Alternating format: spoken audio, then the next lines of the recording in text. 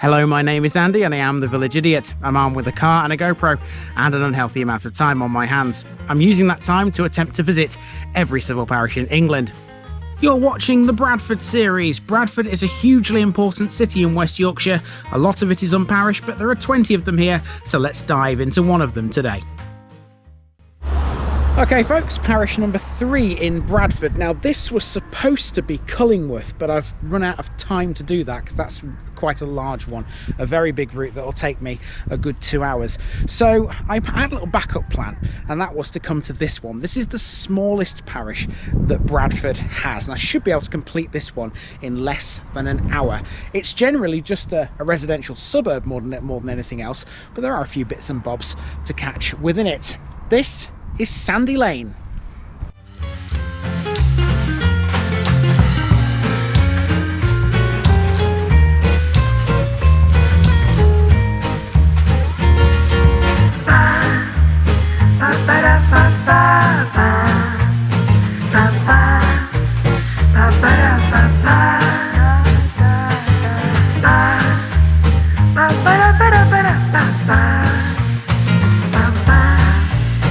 Here's my disclaimer for people who may be watching me for the first time. I say things as I would in my native accent and dialect. As a result, I may not pronounce things in the same way as the locals do. Remember, I'm a visitor. It's impossible to know everything.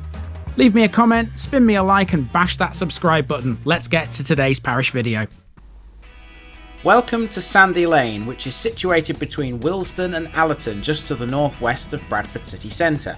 This is the smallest in Bradford in terms of area. However, despite the size of the place, this also happens to be one of the city's most densely populated, owing to a lot of residential areas within the village. In fact, it's so residential that it has a sort of suburban feel to it, although it wasn't always that way. Sandy Lane had been a small village since it was founded, all the way up to the 1990s. That's when a series of new developments were built to accommodate a burgeoning Bradford population. Ever since, the village has continued to grow. Sandy Lane's developments would lead to its residents voting for a parish council, which became a reality in 2003. At the moment, it seems no more brand new developments are on the horizon. It retains some of its traditional English village landmarks, including a primary school, a church and a pub. It also features Greenwood Park, which is where the local cricket team play. It's named after a local farmer, and its backstory is told on an information board just within its southern entrance. Oh, and there's some good views here too. So let's get walking again and check them out. This is Sandy Lane, people.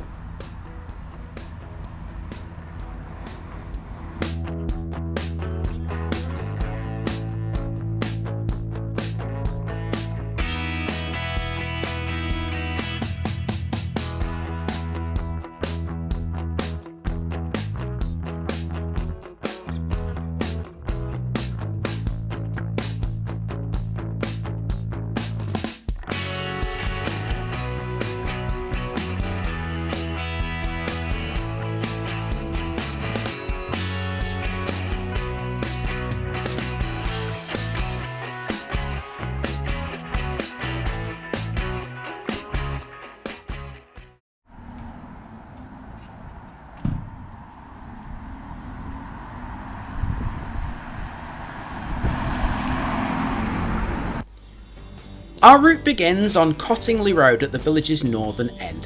First up, we have a bus stop. The main service here is the 615 to Bradford. Here's the village's primary school, which started life as the Sandy Lane Board School, and that fact is still evidenced by the words above its windows. There used to be a textile mill next to the school, Charles Sowden and Sons, which was a worsted mill. Keep that in mind for later.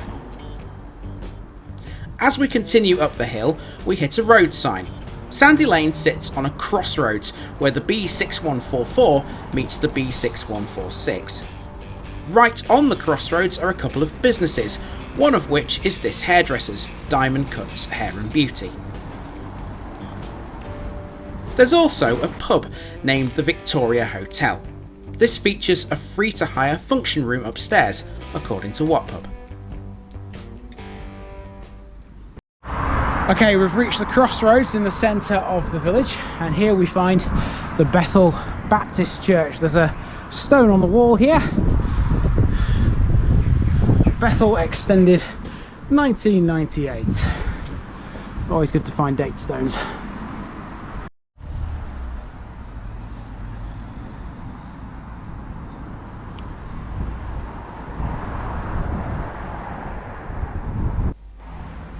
Our next section features Chellow-Dean Woods, an area of woodland to the southeast of the crossroads.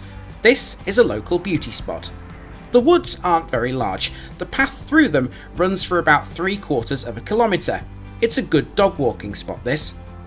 The path runs past the Chellow-Dean reservoirs, which are outside the parish boundary. We, however, are staying within it, turning off the path onto Burnside. This is one of Sandy Lane's newer housing developments, although it seems these were built with the pre-existing architecture of the area in mind. I took another footpath here which gives us a great view over Chellow-Dean Woods, and also down there are the former workings of Cliff Quarry. In 2010, they were declared a village green, believe it or not, in order to save the land from being turned into another housing estate. I'll tell you what, I've seen some brilliant views here in Bradford today, but this one, that's the mother of them all.